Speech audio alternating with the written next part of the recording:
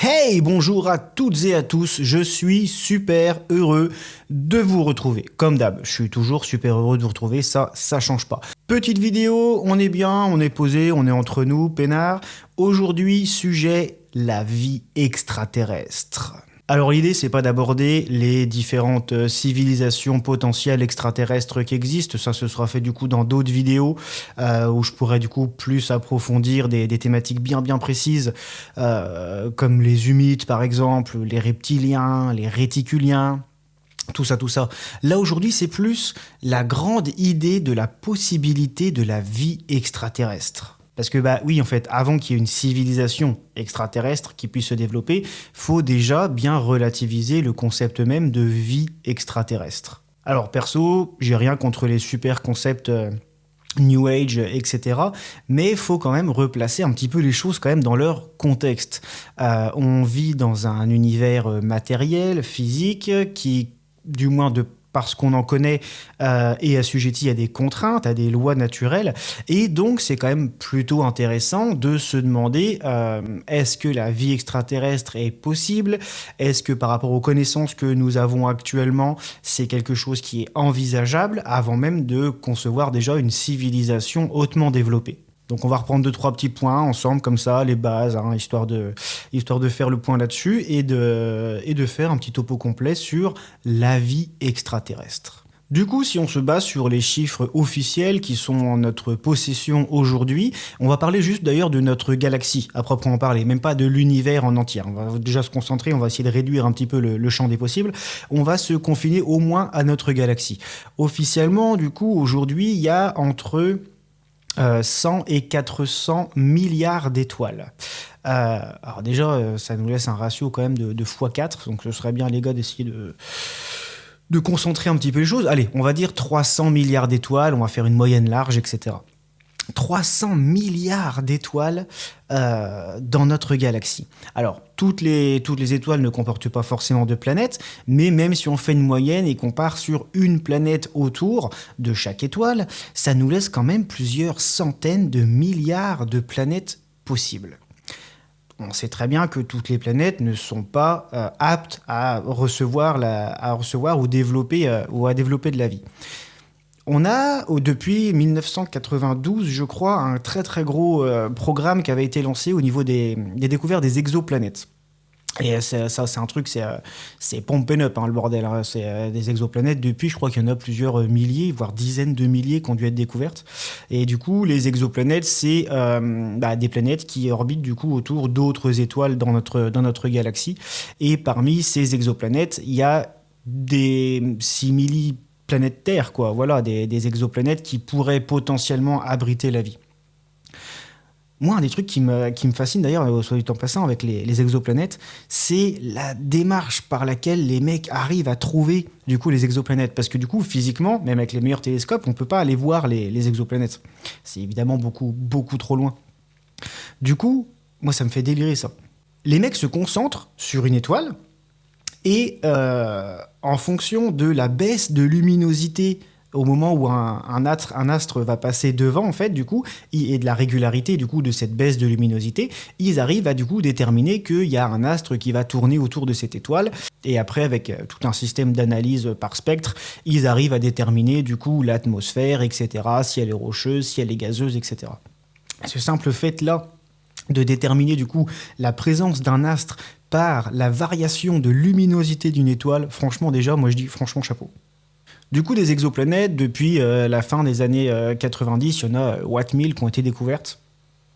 Dont des super-terres. Donc là, c'est déjà beaucoup plus intéressant parce qu'on arrive sur des conditions qui sont relativement similaires à ce que nous, éventuellement, on peut connaître sur notre propre planète. Et donc là, on peut déjà commencer à se demander est-ce que possiblement il y aurait déjà de la vie sur ces exoplanètes. Alors à l'heure actuelle, pour qu'on détermine si une planète est viable ou pas, on va se baser, enfin quand je dis on, c'est pas nous, vous et moi, c'est le corps scientifique, quoi. Donc ils vont se baser du coup sur les critères et les caractéristiques que nous on connaît du coup sur Terre. Et donc à partir de là, on a le problème de la zone habitable. la zone boucle d'or. Donc c'est-à-dire qu'il faut que la planète soit à une distance de son étoile, de son soleil, qui permette du coup d'avoir une température moyenne qui soit réglo, quoi. Je crois que de mémoire, ça doit être entre 10 et 20 degrés, quelque chose comme ça, et qui permettent du coup d'avoir de l'eau à l'état liquide, parce que du coup, on reste sur notre modèle à nous, et forcément, du coup, on considère que l'eau est indispensable en soi pour avoir une présence de vie. Donc il faut déjà qu'on détermine l'existence d'une exoplanète potentiellement du coup tellurique, rocheuse, qui se trouve dans la zone boucle d'or. Et là, on a possiblement déjà le terreau pour pouvoir voir, concevoir, émettre éventuellement l'hypothèse d'une vie extraterrestre. Ce qui est super cool, soit dit en passant, c'est que depuis quelques années, le corps scientifique a quand même un peu changé son fusil d'épaule par rapport à la vie extraterrestre et maintenant, force est de constater qu'ils admettent quand même possiblement que la vie extraterrestre, par définition, existe au sein de la galaxie. Alors, par contre, on y va tranquillou, hein, peinard, ils y vont quand même à tâtons, marche par marche, hein, ils franchissent pas les étapes comme des déglingos, les mecs, mais au moins, ils admettent qu'une vie microbienne, bactérienne, unicellulaire, très très simple, basique, existe. C'est déjà un début, c'est déjà pas mal, c'est déjà pas mal. Si vous regardez mes vidéos, c'est déjà qu'a priori vous êtes plutôt upgradé niveau possibilité de civilisation extraterrestre, et vous admettrez quand même qu'il y a un fossé entre notre vision des choses et la vision officielle, quoi. Voilà, en termes d'existence de civilisation extraterrestre. Mais du coup, c'est bien, ils avancent un petit peu et ils conçoivent déjà maintenant quand même l'existence de la vie extraterrestre. C'est déjà un plus, c'est déjà un plus. Après, je dis ça, attention, je dis pas que nous on a raison et que forcément des civilisations exogènes existent, mais au moins on rapproche un petit peu les deux visions des choses. C'est cool.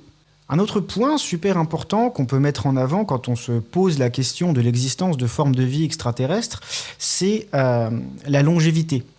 La longévité, que ce soit du coup par rapport à l'existence de la galaxie, à l'existence d'une civilisation, à l'existence d'un système solaire.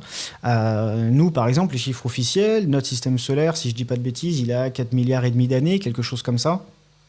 Et notre galaxie, on est autour des 14,5, 14,6 milliards d'années. Ça veut dire que notre propre système solaire pourrait déjà avoir vécu, disparu depuis que la galaxie existe. Donc forcément, ça nous laisse une marge de manœuvre temporelle relativement large en plus sur la possibilité d'un développement d'une forme de vie extraterrestre. Donc si jamais elle s'est développée ailleurs, sur une exoplanète ailleurs, et que cette dernière n'a pas été détruite pour X raisons, bah, on peut avoir une durabilité de développement assez phénoménale. Ce qui du coup pourrait venir appuyer l'existence de civilisations extrêmement développées et avancées d'un point de vue purement exogène. Du coup, afin de rationaliser un petit peu tout ça, les scientifiques ont mis en avant quand même différents points. Le plus connu, c'est le paradoxe de Fermi. Enrico Fermi. Il est super intéressant, le paradoxe de Fermi, parce qu'on peut difficilement aller à l'encontre, en fait.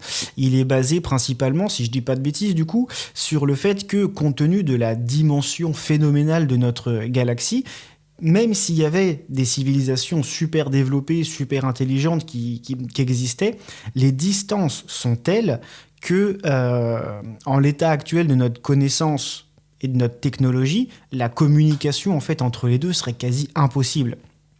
C'est-à-dire que dans le meilleur des cas, on devrait être à plusieurs dizaines d'années-lumière quand même d'espacement entre les deux, ce qui fait que ce soit d'un point de vue signal radio par exemple, ou même déplacement physique, il faudrait déplacer des équipes, des personnes, voire des civilisations sur des dizaines, des centaines, voire des milliers d'années.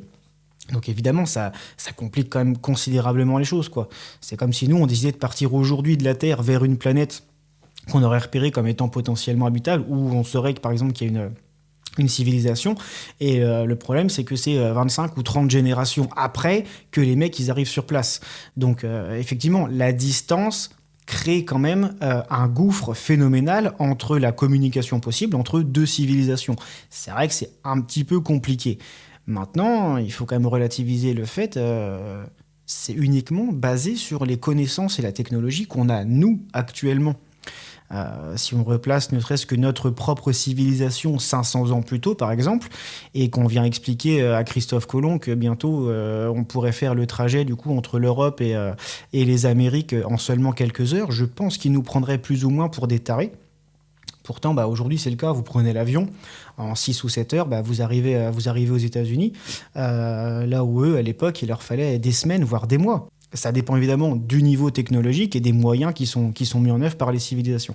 Mais le paradoxe de Fermi, pour l'instant, reste parfaitement viable. Les distances, pour nous, sont telles que la communication directe est quasi impossible, du coup, même avec les exoplanètes les plus proches. Alors il y a un autre point que j'apprécie beaucoup aussi, même si je comprends pas forcément grand-chose, du coup, c'est l'équation de Drake.